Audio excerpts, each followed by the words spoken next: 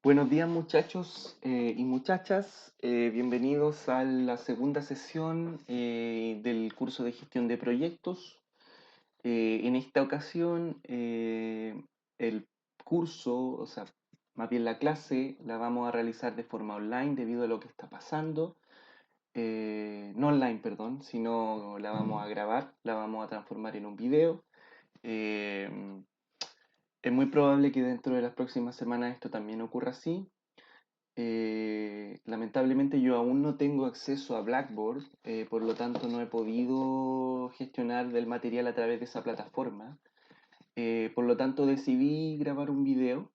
Creo que es una buena idea para que ustedes puedan revisar la presentación cuantas veces ustedes quieran y también revisarlo. Eso. Así que de esta manera la clase va a ser en este formato y probablemente las próximas clases también. Esta clase en específico también, para resolver las dudas, para resolver las observaciones que ustedes tienen, yo habilité un foro online que voy a presentarle al final de esta clase, junto también a la tarea que van a tener que realizar. Y la idea es que en este foro ustedes puedan escribir todas las dudas que tienen, todas las consultas que tengan a partir de la clase. Y de esa manera podamos comunicarnos y así cada uno de ustedes pueda ver lo que está consultando otro compañero u otra compañera. Esa es la idea. Bueno, para empezar, también me gustaría decirle que esta es la primera vez que yo grabo una clase, por lo tanto es muy probable que cometa algún tipo de error, así que les pido paciencia en ese sentido y les pido comprensión. ¿Ya? En esta segunda sesión, para comenzar, vamos a abordar qué es la gestión de proyectos en arquitectura y urbanismo de forma más bien general y vamos a introducirnos en ciertos aspectos de la gestión de proyectos. Pero lo primero que tenemos que tener claro para poder comenzar es qué es un proyecto.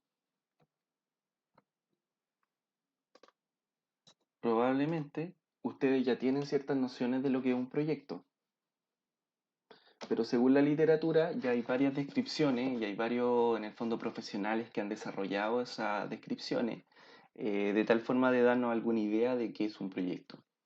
Por ejemplo, Turner lo que nos dice es que un proyecto es una empresa en el cual hay recursos humanos, financieros y materiales que se organizan en una forma específica para emprender un único objetivo de trabajo, de particular especificación, dentro de las limitaciones de costo y tiempo, de tal manera de alcanzar un cambio esperado definido por objetivos cualitativos y cuantitativos. Por otra parte, la Association for Project Management nos dice que los proyectos son únicos, son emprendimientos transientes para alcanzar un objetivo deseado. Finalmente, Projects in Control Environment define a un proyecto como una organización temporal que ha sido creada con el propósito de entregar uno o más productos de acuerdo a un caso predefinido. Esta última descripción es bastante, yo creo, clara si la complementamos con las dos anteriores. En el fondo, un proyecto es una organización que nosotros emprendemos para poder alcanzar un objetivo específico. Y dentro de ese objetivo específico está, en el fondo, condicionado por factores que tienen que ver con el tiempo y los recursos. Pero, ¿qué es un proyecto de arquitectura en la perspectiva de la gestión de proyectos? Bueno, primeramente, el proyecto de arquitectura busca satisfacer un objetivo, pero ese proyecto de arquitectura para satisfacer ese objetivo debe comprender un legajo técnico completo para materializar el diseño del proyecto en una obra concreta. Lo importante es que el legajo técnico comprende no solo al proyecto de arquitectura, sino que también a todas las especialidades técnicas necesarias ya sea la ingeniería de estructura, la ingeniería sanitaria, la ingeniería de clima, la ingeniería eléctrica, etcétera, y sus específicos proyectos para poder consolidar la totalidad del proyecto. Cada una de estas especialidades cumple con diversos códigos normativos y procesos de validación, perdón, y certificación específicos, ¿ya? Es decir, el proyecto de estructura cumple con los códigos de estructura que establecen en el fondo las normas chilenas. Asimismo lo hace, por ejemplo, el proyecto sanitario que tiene que cumplir con las especificaciones del RIDA y el proyecto eléctrico que tiene que cumplir también con, por ejemplo, con todas las especificaciones técnicas, ¿cierto?, que establece eh, la Superintendencia de Telecomunicaciones. Lo anterior implica un sistema de coordinación entre el proyecto de arquitectura y sus diferentes especialidades, ¿ya? He ahí la complejidad del proyecto de arquitectura, desde la gestión de proyectos. Si nosotros, por ejemplo, enumeráramos de forma sencilla un proyecto de arquitectura, sencillo, simple, y la anotáramos en una hoja, nos daríamos cuenta que hay una serie de agentes y variables, actores y variables en el fondo que interactúan en ese proyecto. Primero, por ejemplo, un cliente, que puede ser público o privado, y que tiene un presupuesto específico para desarrollar el proyecto que quiere en el fondo, que tiene como objetivo. Luego, un arquitecto que va a operar potencialmente como diseñador y o como coordinador o gestor del proyecto. Luego tenemos un lote, un terreno, emplazamiento de propiedad pública o privada que en el fondo va a recibir este proyecto. Y un set de normativas que condicionan la constructibilidad en ese terreno. Este set de normativas son estándares legales que definen la construcción en dicho contexto y que están determinadas, ¿cierto?, por una ley general constitucional que aplica a ese país. Luego tenemos una dirección de obras municipales que evalúa si este proyecto cumple con todos los estándares técnicos legales pertinentes para ser aprobado, ejecutado y recepcionado. Esta dirección de obras municipales también tiene a sus propios profesionales revisores, ya que se van a encargar de velar porque el proyecto que nosotros estamos ingresando cumpla con toda la, en el fondo, normativa legal. También tenemos a otros proyectistas y sus proyectos de especialidad. Estos proyectistas son ingenieros o técnicos y desarrollan todos los proyectos de especialidad que van a complementar al proyecto de arquitectura. Luego tenemos al constructor, que va a administrar y ejecutar el proyecto y lo materializará en una obra construida. ¿Ya? Y por supuesto, al equipo de trabajadores que va a ejecutar el proyecto y que se va a conformar de acuerdo a cuadrillas por especialidad. Pero, ¿qué etapas contempla la gestión de proyectos de un proyecto de arquitectura? En general, un proyecto de arquitectura tiene tres etapas. Tiene un anteproyecto, tiene un proyecto y existe la etapa de la construcción. En el anteproyecto, las principales actividades que se desarrollan, obviamente a partir del acuerdo entre un cliente y un diseñador, tienen que ver con la investigación y el plan preliminar del sitio. En esta parte lo que hacemos es que analizamos, por ejemplo, los documentos que requerimos, los recursos que tenemos, seleccionamos también qué especialidades va a tener el proyecto, va a incorporar. Por ejemplo, si diseñamos una casa, probablemente vamos a tener que incorporar la especialidad de gas, también vamos a tener que eventualmente incorporar una especialidad para el clima o para el paisajismo. En el fondo, todo ese estudio preliminar lo empezamos a desarrollar en el anteproyecto, porque el anteproyecto va a dar una cierta idea de lo que se puede hacer. Y en general, el cliente va a manejar sus expectativas en torno a esa idea. Posteriormente, vamos a desarrollar el proyecto, ¿ya? Una vez que el cliente va a aprobar este anteproyecto, vamos a avanzar con el desarrollo del proyecto. A esta altura nosotros ya debimos haber gestionado parcialmente la contratación de ciertos especialistas, ciertos ingenieros que van a desarrollar sus proyectos específicos para complementar el proyecto de arquitectura. La etapa del proyecto, por lo tanto, es una etapa de desarrollo, pero también una etapa de ajuste. y de revisión. La etapa del proyecto es fundamental porque tiene que finalizar con los documentos, digamos, y el legajo técnico específico que va a habilitar la construcción. Por lo tanto, la etapa del proyecto es una etapa que va a involucrar mucho trabajo de coordinación, ya mucho trabajo de revisión. Es una etapa mucho más larga que la etapa de anteproyecto y que también va a tener que ir siendo revisada en cuanto a los costos, ¿cierto? A los recursos disponibles y en cuanto también a la satisfacción del cliente, ¿ya?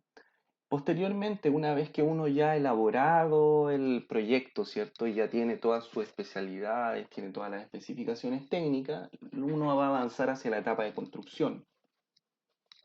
Una vez que uno ya tiene el proyecto, probablemente lo va a ingresar a la municipalidad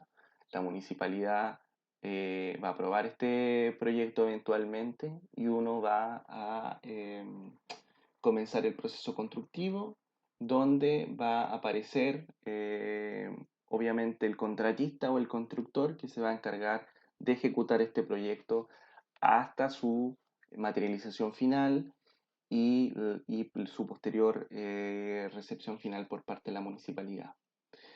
Como pueden ver ustedes en este esquema, esta etapa es bastante compleja, pues que en cada una de las etapas va interactuando distintos tipos de actores, distintos tipos de coordinaciones, distintos tipos de procesos de trabajo, ¿ya? Si nosotros, por ejemplo, desagregáramos el diseño de una vivienda unifamiliar en los actores que vamos a necesitar, nos vamos a dar cuenta que hay una serie de actores, ¿cierto? Por ejemplo, el cliente, el arquitecto, la municipalidad, el contratista, el topógrafo, el ingeniero en estructura, el ingeniero eléctrico y el ingeniero sanitario, ¿ya? Que van a interactuar en este sistema del proyecto, ¿ya? Estos son los actores que yo podría describir como los actores fundamentales y directos del proyecto, ¿ya?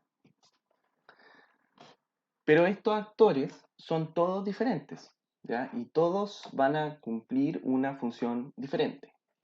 Por ejemplo, la municipalidad es un agente público, no es un agente privado. Y su función es una función normativa, legal y supervisora, ¿ya? La municipalidad tiene profesionales revisores, ¿ya?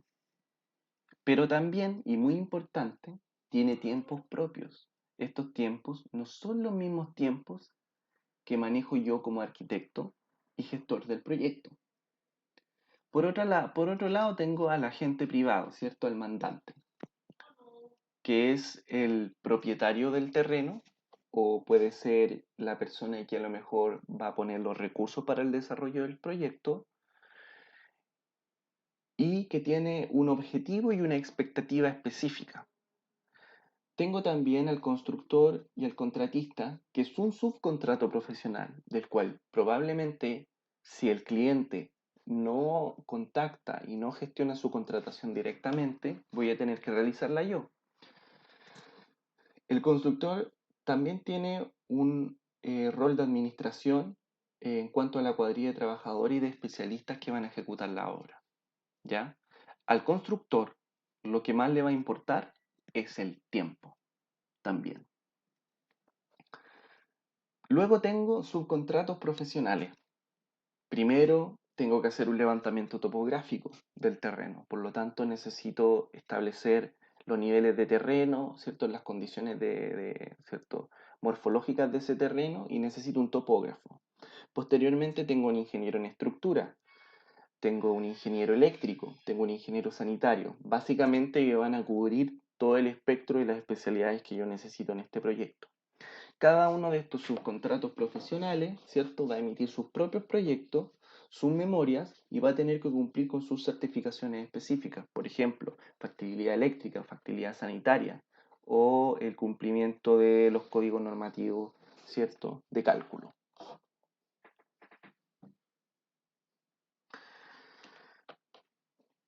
En todos estos procesos, el arquitecto actúa como coordinador de cada una de estas etapas, pero también cumple otro rol que es fundamental, el de la comunicación.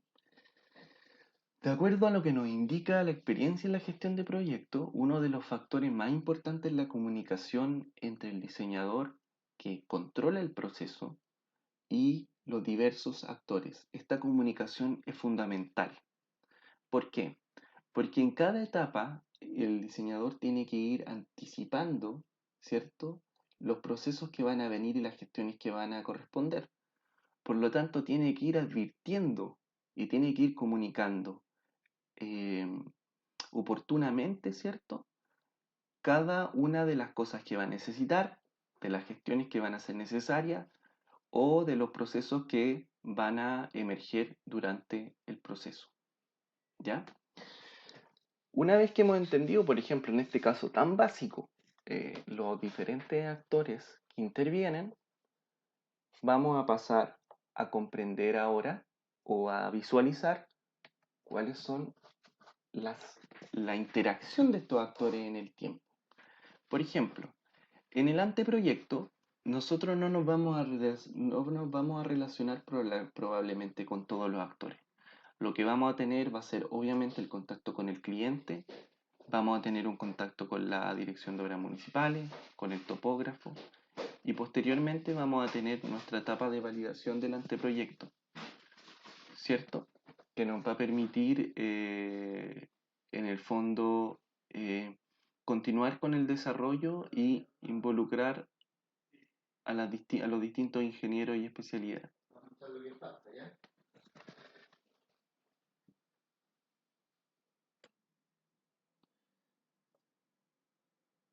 Tuve que hacer una pequeña pausa, pero vamos a continuar. Bueno, como les estaba comentando, en la segunda etapa del proyecto es cuando intervienen otro tipo de actores. Por ejemplo, todas las especialidades aparecen en este punto y mantenemos una coordinación obviamente bastante fluida con ellos. Posteriormente, mediante la solicitud de permiso de edificación, una vez que el proyecto está listo y aprobado por el cliente, nosotros presentamos el proyecto. Esta etapa nunca es completamente fluida, por lo tanto, muchas veces se tiene que volver a corregir el proyecto y esto puede llegar a durar variablemente entre un mes a 2 meses. Y posteriormente, ¿cierto? Tenemos la ejecución, donde interviene de nuevo de forma muy presente el cliente, que es quien nos va a facilitar en el fondo los recursos, ¿cierto? A través del flujo de caja, el constructor e inicialmente el ingeniero de estructuras que va a tener que certificar el sello de fundación, ¿cierto? Y posteriormente al final, la recepción final. Esto lo podemos ver claramente en esta etapa. En el fondo, en el anteproyecto hay una serie, ¿cierto?, de acciones y elementos que van apareciendo, posteriormente en el proyecto también, y luego en la ejecución. Y posteriormente hay una última etapa que muchas veces los arquitectos no consideramos, que es la operación, que tiene que ver con la gestión de la edificación. En este momento no vamos a entrar en esa etapa, pero es una etapa que se está haciendo cada vez más presente debido al, a la gestión de los recursos que son necesarios para mantener la infraestructura. Dentro de estas tres etapas, tal como ustedes pueden ver en este slide, cada actor interviene en momentos específicos y con documentación o el desarrollo de productos específicos, ¿ya? O lo que nosotros le llamamos hitos específicos. Hay hitos dentro del proceso. En esta etapa, en este ciclo, ¿cierto? De estas tres etapas, la etapa que más nos interesa y nos debe interesar a nosotros es lo que se llama la fase frontal del proyecto, que tiene que ver con la planificación. Es dentro de la gestión de los proyectos, esta es la etapa más crítica, de acuerdo a toda la literatura especializada. Y esta etapa ocurre principalmente desde el anteproyecto hasta el proyecto, que es cuando nosotros establecemos en el fondo, toda la complejidad que va a, en el fondo, implicar nuestro proyecto, la entendemos y la materializamos. Esta es una etapa crucial porque tiene que estar lo más correctamente resuelta para que luego en la etapa de de la ejecución del proyecto nosotros tengamos, ¿cierto?, los menores impactos posibles. Entonces, es muy importante en esta etapa que nosotros seamos capaces de identificar la condición del proyecto. Esto quiere decir, ¿qué es lo que necesitamos? ¿Cuáles son las gestiones necesarias que tenemos que realizar? ¿Cuáles son los actores que van a participar? ¿Hay algún actor que no estamos considerando? ¿Hay alguna especialidad que no estamos considerando? ¿Hay alguna actualización normativa que no estamos considerando? ¿Manejamos todas las tecnologías que vamos a requerir? Todas esas preguntas tienen que estar bien especificadas e identificadas en esta fase del proyecto. ¿Por qué? Porque de esa manera vamos a tener una gran diferencia entre poder tener una correcta y buena ejecución del proyecto o una ejecución del proyecto pobre, ¿ya? Puesto en otras palabras, una buena definición del proyecto en la fase frontal va a determinar una buena ejecución del proyecto. Una pobre definición del proyecto en la fase frontal va a determinar una pobre ejecución del proyecto. Pero esto también es importante para tener en cuenta la comunicación. Tal como les mencioné hace un ratito atrás, eh, durante todo el proceso del proyecto hay distintos procesos de interacción. Estos procesos en general involucran que en cierta etapa, etapas del proceso, va a haber más interacción, por ejemplo, con el cliente, con la municipalidad o con los especialistas. Lo importante es que si nosotros consideramos de forma correcta la fase frontal del proyecto, vamos a poder controlar estas interacciones de forma más fluida. Si nosotros no en el fondo, no lo hacemos, no anticipamos, no advertimos, vamos a tener una mucha mayor complejidad en relación a los actores que van a intervenir en cada etapa del proyecto.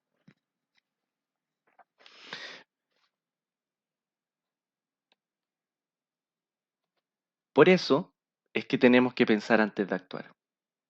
Y como dice Einstein, si yo tuviera que resolver un problema en una hora, yo tomaría 55 minutos pensando sobre cómo voy a resolver ese problema, sobre qué es lo que necesito hacer, y 5 minutos pensando en las soluciones.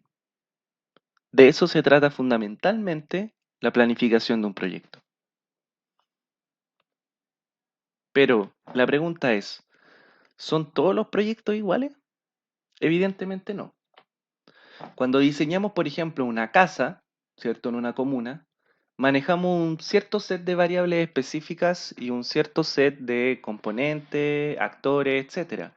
Pero, por ejemplo, cuando diseñamos un centro cultural, por ejemplo, en este caso en Shenzhen, en China, que tiene una gran magnitud, ¿cierto? Que es un proyecto de interés metropolitano, evidentemente la cantidad de especialidades, de equipos, de arquitectos específicos trabajando en grupo es gigantesca. En general en estos proyectos, por ejemplo, trabajan distintos departamentos de arquitectos por especialidad. Por lo tanto, el nivel de gestión que se requiere es gigantesco y el departamento de gestión cobra una importancia fundamental. Por ejemplo, en el caso de la Estación Central de La Haya, eh, nos damos cuenta en esta imagen, por ejemplo, solo observándola, la cantidad, por ejemplo, de infraestructuras que participan. Hay una infraestructura que tiene que ver, por ejemplo, con la envolvente técnica del edificio, ¿cierto? Hay otra infraestructura que corresponde a toda la red, ¿cierto?, de metro, de tranvía y de trenes que se intercruza. se entrecruza y se interrelaciona y también todo el set, cierto, comercial de la misma estación. Por lo tanto, si ustedes se ponen a pensar, la cantidad de actores, ¿cierto?, que deben intervenir en este proyecto es fundamental. Ahora, si estas grandes obras, ¿cierto?, de arquitectura y de infraestructura son capaces de realizarse, es porque hay equipos especializados, ¿cierto? Y un esfuerzo humano importante de organización para que ellas puedan llevarse a cabo. Pero lo importante que quiero destacar de esto es que los proyectos deben lidiar con diferentes niveles de complejidad de acuerdo a su carácter y definición. ¿Ya? Inicialmente, por ejemplo, analizamos los actores, ¿cierto? Y los tiempos que intervenían en el desarrollo y la construcción de una casa, ¿cierto? Eran actores identificables y procesos identificables, pero aún así con un alto nivel de complejidad. Sin embargo, en la realidad, cuando trabajamos, nos integramos a equipos o a instituciones o a empresas que trabajan en proyectos de otra escala. Y cuando la escala aumenta, aumenta el nivel de complejidad y aumenta en el fondo eh, el nivel necesario de organización que tenemos que tener para desarrollarlo. Eso es muy importante tenerlo en cuenta. Por lo tanto, al desarrollar un proyecto, nosotros debemos gestionar diferentes niveles de complejidad. Dentro de este contexto nos preguntamos, ¿qué es la gestión de proyectos? En su tradición más básica, la gestión de proyectos ha sido tradicionalmente considerada como un método o un conjunto de métodos orientados a conseguir la integración de todo aquello que debe hacerse para que un proyecto alcance sus objetivos. Esa es la definición que nos ofrece Bernstein y Stasiowski, ¿cierto? Y que nos dice relación claramente con la capacidad de organización y la capacidad de establecer los métodos correctos, ¿cierto?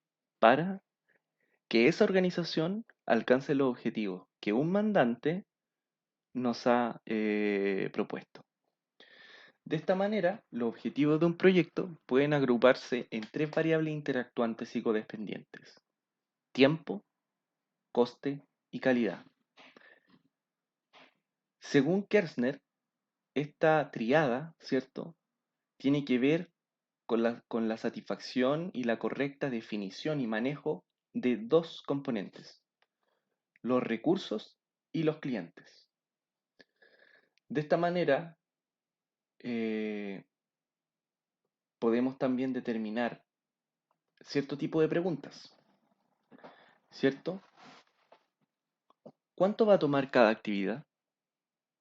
¿Cuál es la calidad que deseo alcanzar y cómo se afecta? Eso tiene relación con la expectativa del cliente y la realidad de los recursos que tengo. ¿Cuánto costará en recursos cada actividad? ¿Cuántos profesionales voy a necesitar? ¿Cuántas especialidades voy a necesitar? ¿Cuántas gestiones voy a necesitar? ¿Quién es mi cliente y cuáles son sus expectativas y recursos?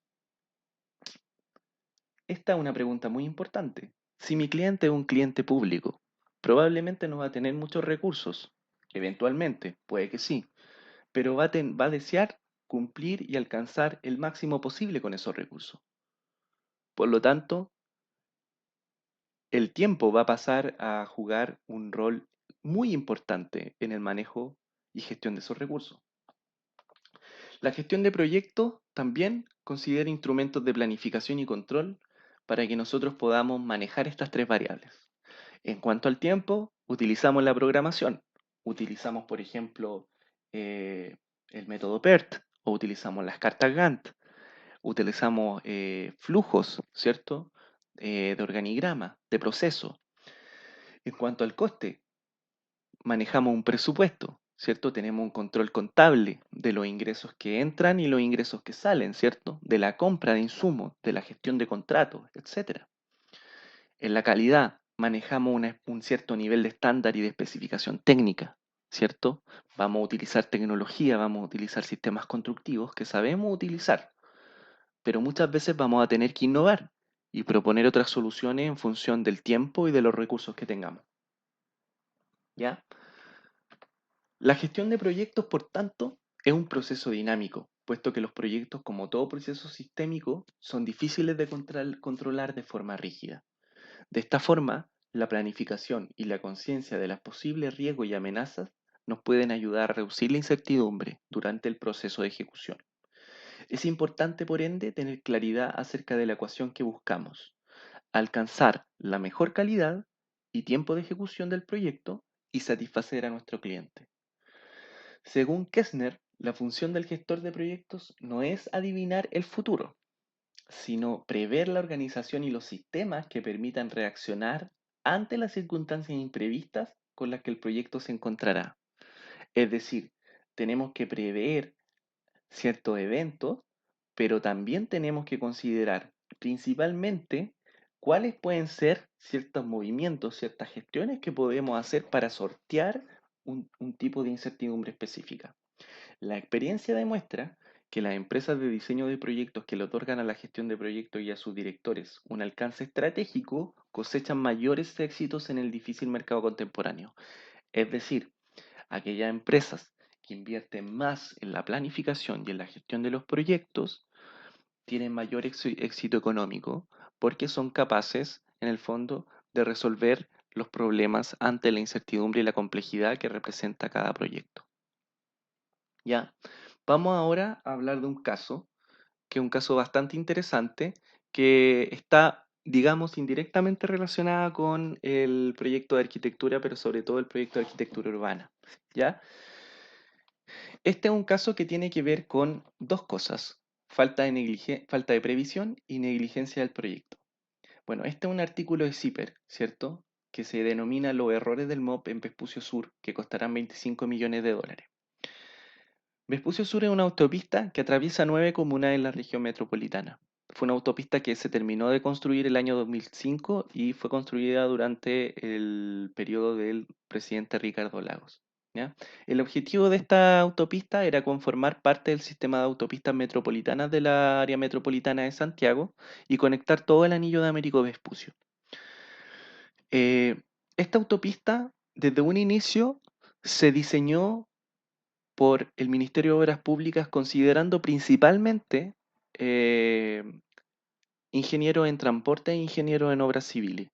En ningún momento la autopista consideró, por ejemplo, la integración de arquitectos o de urbanistas o planificadores dentro del sistema. Incluso no fue muy capaz de integrar otros actores, actores evidentemente directos, pero que vio de forma indirecta, como las municipalidades y sus respectivas comunidades. Por lo tanto, fue un proyecto que se desarrolló de forma centralizada y vertical, sin integrar todos los actores necesarios. Para poder construirse en el tiempo que requería un gobierno de 6 años, lo que hizo fue que se amparó bajo un resquicio legal que la clasificaba como autovía y no como autopista urbana. Sin embargo, si bien el ampararse bajo esta categoría de infraestructura le permitió saltarse una serie de procedimientos y de normativas y de requisitos, como por ejemplo la declaración de impacto ambiental, una vez que la autopista terminó de ser ejecutada, fue impugnada legalmente por vecinos de las comunas, lo que obligó al Ministerio de Obras Públicas a hacer una declaración de impacto ambiental de forma retroactiva. Esto obligó al Ministerio de Obras Públicas a, tal como dice en este artículo y explica, y les recomiendo que lo vean, a desembolsar más de 25 millones de dólares en obras de mitigación.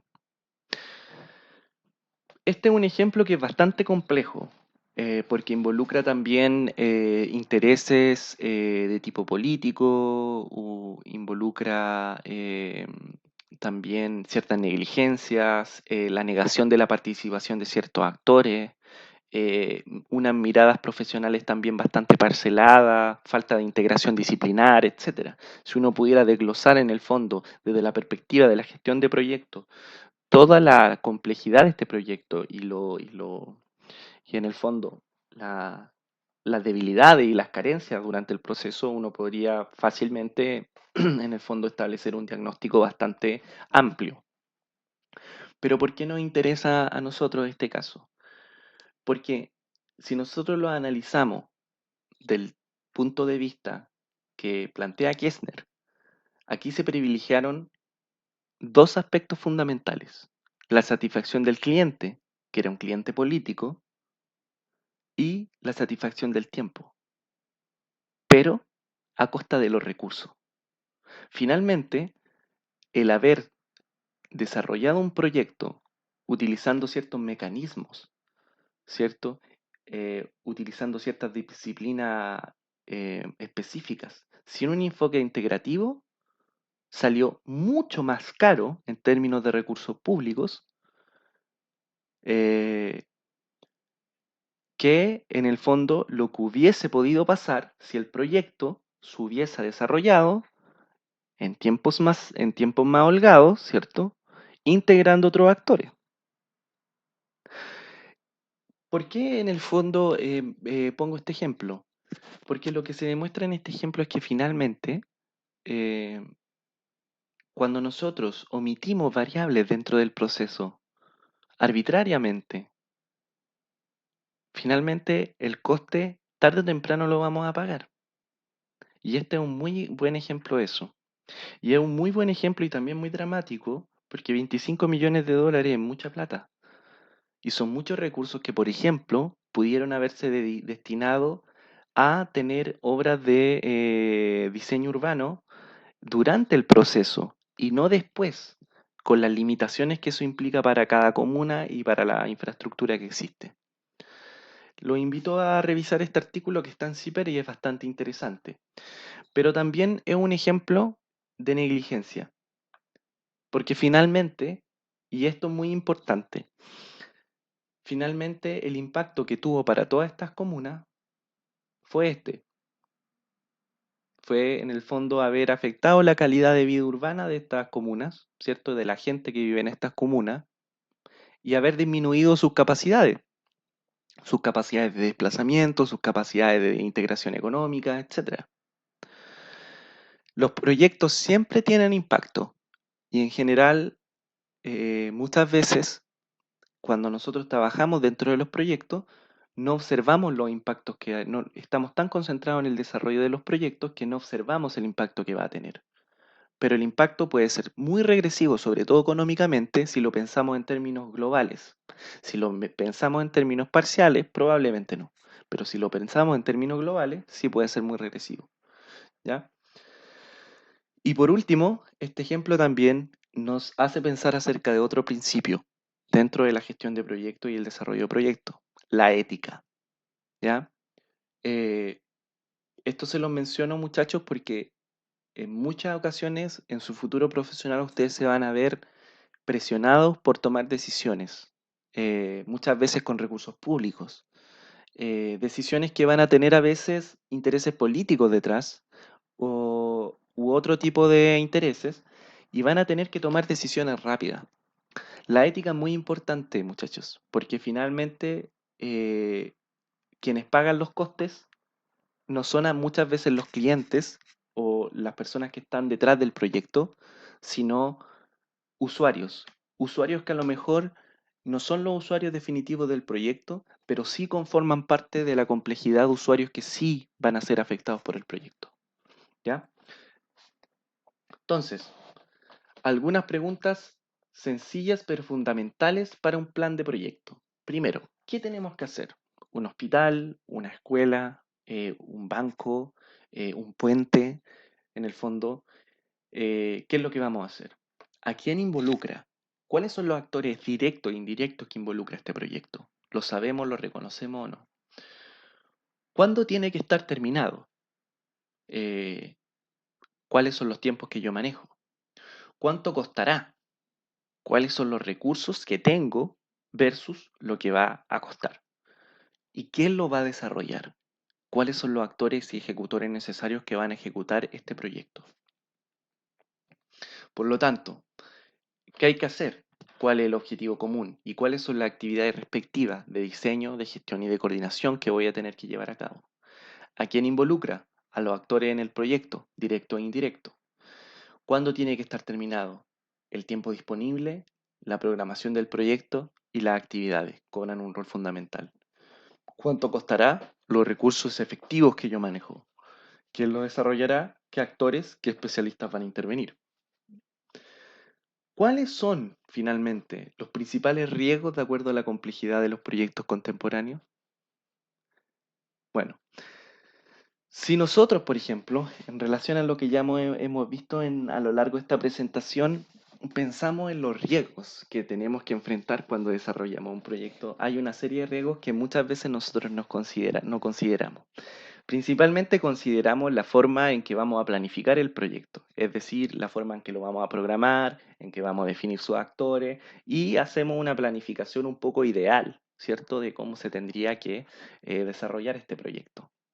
Pero lo concreto es que muchas veces a lo largo del camino ocurren ciertas cosas que no somos capaces de prever. En este listado, ¿cierto?, de riesgos aparecen riesgos de complejidad técnica, de complejidad organizacional y complejidad externa. Estos riesgos están muy bien estudiados y la mayoría de las veces ocurren. Por lo tanto, es muy importante que los tengamos presentes, porque en muchas ocasiones trabajamos con distintas organizaciones y esas organizaciones tienen diferentes características. No son las mismas características que probablemente mi equipo tiene. O viceversa, puede ser que mi equipo no esté lo suficientemente preparado para trabajar con ciertas organizaciones. Por lo tanto, dentro de la complejidad técnica, por ejemplo, tenemos la falta de alineamientos de objetivos del proyecto. A veces, no todos tenemos el mismo objetivo cuando trabajamos. También tenemos la falta de claridad de los objetivos del proyecto. Si yo no tengo claro cuál es mi objetivo, probablemente yo voy a invertir recursos, ¿cierto?, de una forma incoherente o incongruente para los objetivos del proyecto. ¿Cuáles son las incertidumbres, por ejemplo, en el objetivo debido a la falta de interacción? Cuando nosotros no interactuamos, tenemos mayores incertidumbres, porque no sabemos cómo se van a desplegar, por ejemplo, ciertas especialidades o ciertos procesos.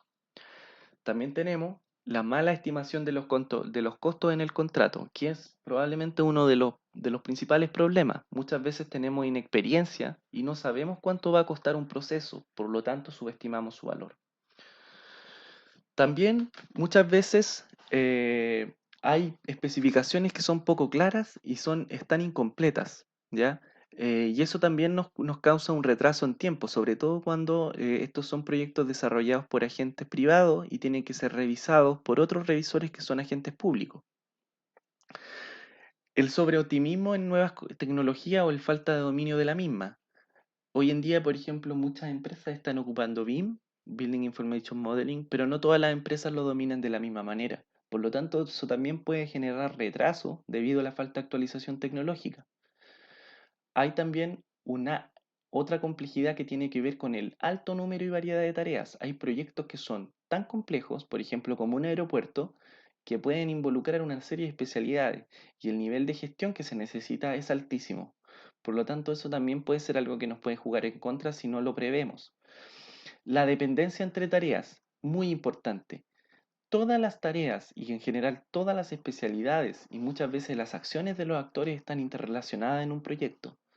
El hecho de que se afecte un tipo de especialidad técnica probablemente va a repercutir en el resto de especialidades técnicas.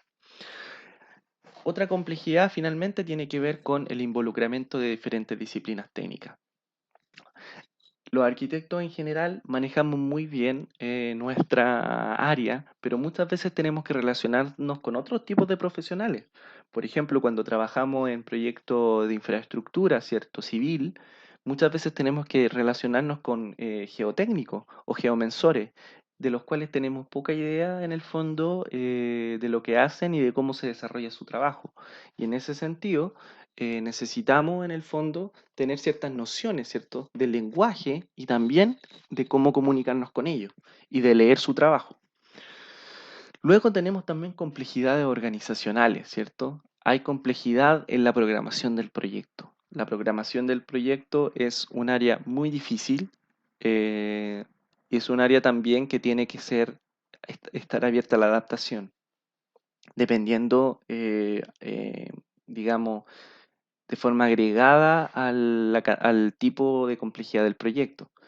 La falta de recursos y habilidades disponibles. Muchas veces las organizaciones o los equipos no tienen los recursos suficientes ni las habilidades instaladas disponibles para manejar cierto tipo de proyectos y al asumir los proyectos finalmente tienen un proceso un poco traumático en cuanto al, al ingreso económico del proyecto. La falta de confianza en el equipo de los profesionales. Este otro punto que es muy delicado porque muchas veces en las organizaciones, cuando no tenemos muchos recursos para contratar profesionales más calificados, no tenemos a veces el capital humano, el capital profesional suficiente para poder abordar cierto tipo de proyectos, pero tenemos que hacer los proyectos. Por lo tanto, eso genera muchas veces problemas al interior de los equipos o los departamentos técnicos de trabajo que se traducen en problemas para la ejecución del proyecto. La incompatibilidad entre métodos, tal como les mencionaba anteriormente. Todos los profesionales utilizan muchas veces diferentes métodos, sobre todo cuando son de diferentes disciplinas. En este sentido, por ejemplo, la interfase entre disciplinas es clave. Cuando nosotros nos relacionamos con un ingeniero estructural o un ingeniero geomensor o con un ingeniero cierto eléctrico, manejamos ciertos códigos de lenguaje que tienen que ser los mismos. Pero cuando los proyectos son aún más complejos y tenemos que interactuar con otros profesionales, ocurre exactamente lo mismo. Esta también es una complejidad que tenemos que tener clara. Y por último, la gestión poco realista o sobreoptimista. Muchas veces tenemos que ser fríos con el proceso que estamos teniendo, incluso aunque tengamos cierto tipo de problema en el desarrollo de proyectos. eh, y tenemos que evitar ser sobreoptimistas cuando de repente tenemos que reconocer que no tenemos ciertas capacidades, en vez de en el fondo lanzarnos con todo y después darnos cuenta que no pudimos hacerlo o que nos enfrentamos a complejidades que no pudimos manejar. Luego, la complejidad externa, ¿cierto? Puede que a lo mejor tengamos que ejecutar un proyecto y no tengamos la suficiente experiencia en el país para ejecutarlo. Por ejemplo, hay países que son especialistas, por ejemplo, en cierto tipo de proyectos de infraestructura, por ejemplo, como los japoneses o los holandeses, ¿cierto? Pero en Chile, por ejemplo, al desarrollar un proyecto a lo mejor de infraestructura hidráulica, no tendríamos la misma experiencia, por lo tanto, tendríamos que considerar esa complejidad. Las interferencias también con el sitio existente. Muchas veces, y esta es una cuestión muy importante, no identificamos a tiempo, por ejemplo, las complejidades que existen en el área territorial en el que vamos a intervenir.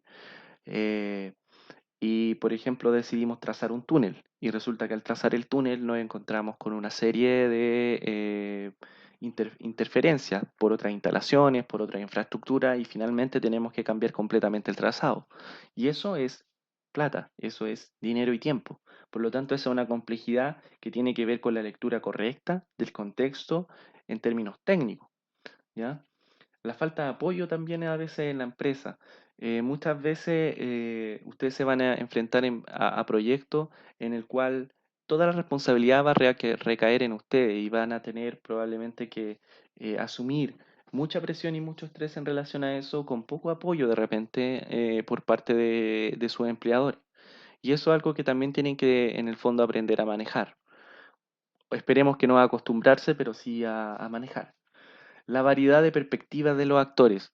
Los actores tienen distintos intereses y distintos objetivos en los proyectos y eso es muy importante. Cuando ustedes trabajan, por ejemplo, con actores públicos, los actores públicos están pensando en recursos a lo largo de la operación y en la satisfacción de los usuarios públicos, ¿ya? Pero la empresa que desarrolla el proyecto está pensando en el proyecto. Por lo tanto, los objetivos siempre son diferentes. y las perspectivas también. Y tenemos que saber cómo, en el fondo, integrarlas y complementarlas de mejor manera para que todos los actores queden de cierta manera satisfechos. Algo que es bastante ideal, pues en la realidad no ocurre, pero no es un imposible. La dependencia de actores externos no reconocidos, fundamental. Muchas veces en los proyectos uno de los mayores riesgos es cuando no reconocemos los actores involucrados y no los invitamos a participar o no los consideramos. Un ejemplo de esto es lo que ocurrió con el caso de Vespucio Sur que les mencioné hace un rato. Al final, el no haber involucrado, el no haber incorporado a los actores a tiempo, finalmente generó una demanda que se tradujo en millones de dólares para el Estado chileno. ¿Ya? La influencia política, otro de los grandes riesgos que se reconocen, porque muchas veces hay intereses políticos en los proyectos y es algo que los profesionales a veces no vemos, puesto que somos técnicos, no somos políticos, ¿ya? Entonces nos cuesta reconocerlo, pero efectivamente se ejerce cierto tipo de intereses que mueven cierto tipo de gestiones y procesos y que afectan nuestros proyectos. La inestabilidad en el ambiente del proyecto, otro tema fundamental, un factor externo, pero cada vez más importante debido al cambio climático y a la crisis energética y ecológica, ¿cierto? Los terrenos cada vez están presentando más problemas y nosotros en el fondo tenemos que eh, estar atentos a cuáles son las condiciones que existen en esos terrenos. Muchas veces son condiciones que operan a otra escala, ¿ya? Muy importante. Por ejemplo, escalas donde la huella hidrográfica está afectada o donde hay procesos de erosión en curso. eh, y que nosotros a veces solo por estar mirando, ¿cierto?, nuestro cuadradito de terreno no somos capaces de ver, pero que de aquí a 5 años van a generar un cambio. Por lo tanto, tenemos que entender también el contexto un poco más amplio, territorial, en el cual se inserta nuestro proyecto. Esto lo vamos a elaborarlo un poco más en las próximas clases también. ¿Ya? Entonces, para terminar, la complejidad en la gestión de los proyectos no puede reducirse ni eliminarse. Lo que se puede hacer es hacer frente a la complejidad, adelantándose con nuevos métodos y adaptándose, o ampliando la complejidad adicionando otros actores o soluciones. Muchas veces, chiquillos, la solución a los proyectos o a ciertos eventos de los proyectos, no siempre, pero a veces, se encuentra cuando nosotros adicionamos la mirada de ciertos actores. Por ejemplo, los holandeses, pues, que es un caso que conozco más, en general en sus proyectos se demoran mucho tiempo en reuniones, en mesas redondas, en mesas de conversación, en mesas de discusión. Les interesa mucho que todos opinen de los proyectos. No les importa tanto si se demoran a lo mejor 5 años en elaborar proyectos. De hecho, son muy conocidos por eso. Pero lo que ocurre posteriormente es que los proyectos cuando se desarrollan alcanzan mucha mayor satisfacción y logran atender a un nivel de complejidad bastante mayor que cuando los proyectos se desarrollan, por ejemplo, en casos donde no existe tanta experiencia como el chileno o los casos latinoamericanos, donde se integran solo ciertas miradas específicas y en general la etapa, ¿cierto?, de lo que hablábamos delante, la etapa frontal del proyecto es más débil, es más reducida. Entonces eso genera impacto a posteriori. La complejidad hay que aceptarla, ¿ya? No hay que reducir en el fondo el espectro del proyecto, el scope, el rango. Lo que hay que entender es que los proyectos funcionan dentro de una realidad compleja e involucran tiempos dinámicos. Eso hay que aceptarlo, hay que afrontarlo y hay que involucrarlo en la gestión del proyecto. Eso es el mensaje más importante en el fondo de esta última frase. Y bueno, ya pasando a la última etapa, vamos a hablar de la tarea para la próxima clase.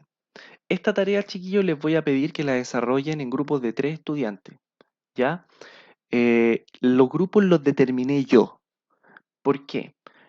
Porque si yo les propongo a ustedes que se vayan a organizar en grupo, probablemente se van a demorar más, ¿ya?, en hacerlo. Eh, Me interesa que trabajen en grupo al azar, porque cuando uno trabaja en la vida real, uno no elige con quién va a trabajar. Uno tiene que trabajar con el equipo que está ahí, ¿ya? Y dentro de ese equipo uno tiene que saber relacionarse y sacar lo mejor de uno mismo, ¿ya? Y aprender. El ejercicio es el siguiente. La Universidad Andrés Bello ha decidido construir un edificio nuevo para la carrera de arquitectura. Ustedes, como equipo, deben planificar el diseño y las especialidades que éste requiere.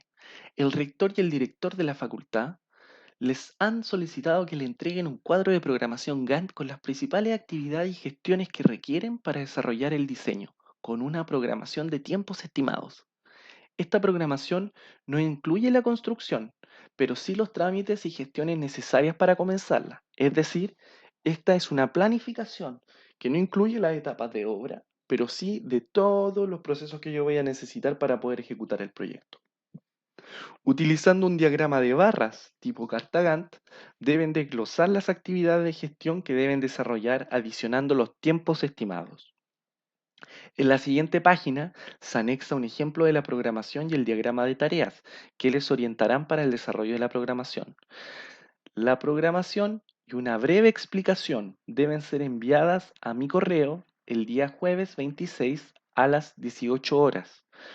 Tal como les mencioné anteriormente, los grupos los he determinado yo y se encuentran al final de esta presentación. Hay un solo grupo que es de 4 personas. Chicos, en el caso en que tengan dificultad en el trabajo en grupo, es decir, no me refiero a la dificultad para reunirse, porque la idea es que se reúnan por una plataforma Skype o por una plataforma Zoom o Hangout. Me refiero en el caso de que tengan dificultades con algún miembro que no quiso trabajar o que no lo pudieron ubicar, etcétera, me lo tienen que comunicar cuando entreguen el ejercicio, ¿ya? Muy importante. Ya tal como les mencioné, el ejercicio tiene que ser enviado el día jueves 26 a las 18 horas. Chicos, otra cosa. Este es un ejercicio de aprendizaje, ¿ya? No tiene que ser perfecto, pero tienen que tratar de hacer este esfuerzo, este ejercicio, ¿cierto?, de planificación para que ustedes mismos vayan aprendiendo y se vayan dando cuenta de las cosas que tienen que considerar, ¿ya? No traten de, no se angustien por el ejercicio en ese sentido, ¿ya? Desde ahora en adelante ya tengo activo mi correo de la universidad, por lo tanto ahí está para que ustedes me lo puedan enviar a ese correo. Desde ahora en adelante yo me voy a comunicar con ustedes por mediante este correo, ¿ya? ¿Cuáles aspectos les recomiendo considerar en el desarrollo de la tarea? Las etapas. ¿Qué etapas necesito? ¿Ya? Yo voy a hacer una programación teórica de cómo se tiene que desarrollar el proyecto, por lo tanto tengo que determinar cuáles van a ser las etapas. ¿Qué actores tengo que considerar? Por ejemplo, a lo mejor tengo que considerar a los estudiantes, tengo que considerar a los profesores, tengo que considerar al resto de facultades, a lo mejor que van a rodear esa área. Tengo que considerar los tiempos de la universidad. ¿Cuándo voy a construir? ¿Voy a construir durante el año o en verano en receso? Interesante. Las actividades necesarias. Actividades necesarias, por ejemplo, reconocimiento del programa arquitectónico, reuniones con la facultad, reconocimiento de técnico.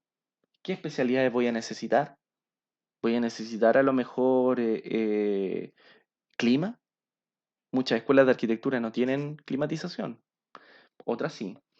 Voy a necesitar a lo mejor ciertas actividades organizacionales, como, no sé, mesas redondas, asambleas o reuniones, forum, con los equipos, digamos, profesionales de la facultad, etcétera. ¿Qué tipo de gestiones voy a necesitar? Voy a tener que coordinar, por ejemplo, el desarrollo con la administración de la universidad. ¿Qué tipo de tramitaciones voy a necesitar? Solicitud, permiso de edificación, condiciones del terreno, ¿cierto? ¿Quién regula el campus universitario? Ese tipo de preguntas. Chicos, mm, yo sé que esta es una tarea compleja, lo reitero, pero lo que me interesa es que hagan el esfuerzo de imaginar, ¿ya? Ustedes no han hecho esto antes, pero este es un esfuerzo que tiene que ver, tal como lo dije, con prever, con tratar de anticipar, ¿ya? Por lo tanto, uno tiene que usar todo su cerebro para poder, en el fondo, determinar qué es lo necesario, ¿ya? Es una tarea formativa, además, ¿ya? Acá les dejé algunos gráficos, ¿cierto? Este es un gráfico de barras tipo Gantt, ¿cierto? Que por ejemplo tiene una serie de actividades asociadas a un estudio medioambiental, ¿ya? Las actividades que se mencionan acá son actividades bastante genéricas, ¿ya? Por favor, no copien y peguen. Piensen en la naturaleza de crear una facultad de arquitectura y que necesita, ¿ya? Piensen en eso cuando definan las actividades, ¿ya? Evidentemente acá ustedes ven una serie de elementos, en la descripción de las actividades, los tiempos que se necesitan, ¿cierto? Cuántos meses va a durar cada actividad, etcétera, etcétera. Y la coordinación, en el fondo, la interrelación de actividades que a lo mejor se van a desarrollar en un curso paralelo, ¿ya? Luego tenemos un diagrama de interrelación de tareas que creo que es fundamental que lo hagan. Como ejercicio súper bueno porque tiene que ver con cuáles son las principales, eh, en el fondo, tareas que yo necesito realizar o gestiones que yo necesito realizar y cómo se interrelacionan. Esto me va a ayudar para hacer el diagrama superior, ¿cierto? El diagrama de barras. Y posteriormente tenemos la tabla de la duración de las tareas. Este es un ejercicio muy bueno porque primero nos permite enumerar qué actividades necesitamos. ¿Qué actividades necesitamos, cierto? ¿Qué actores interactúan en esas actividades y cuánto tiempo van a durar esas actividades? ¿Van a ocurrir de forma continua o van a ocurrir tal como mostramos, por ejemplo, en la participación de la dirección de obra en un proyecto que solo interviene en momentos específicos, en hitos? O sea, probablemente van a haber hitos con ciertos procesos, no van a ser continuos.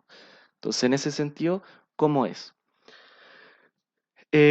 Por último, reiterarles nuevamente, es un ejercicio complejo, pero háganlo dentro del tiempo que tienen. No se estresen con él, ¿ya? No es el objetivo ese, el objetivo es que piensan, que sea algo entretenido y que puedan desarrollarlo.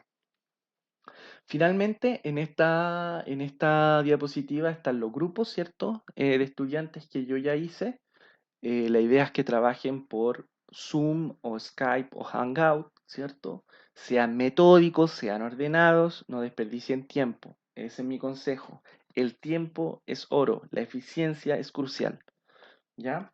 Finalmente, tal como les comentaba, habilite un foro, ¿ya? Para facilitar las preguntas y la manifestación de dudas, ¿ya? Este foro lo creé en una plataforma que se llama Tapatalk, ¿ya? Para acceder, ustedes tienen que ingresar a este link que está acá y para abrir un foro solo tienen que presionar el botón New Topic o Nuevo Tema, ingresar al tema, colocar un título y su consulta, ¿ya?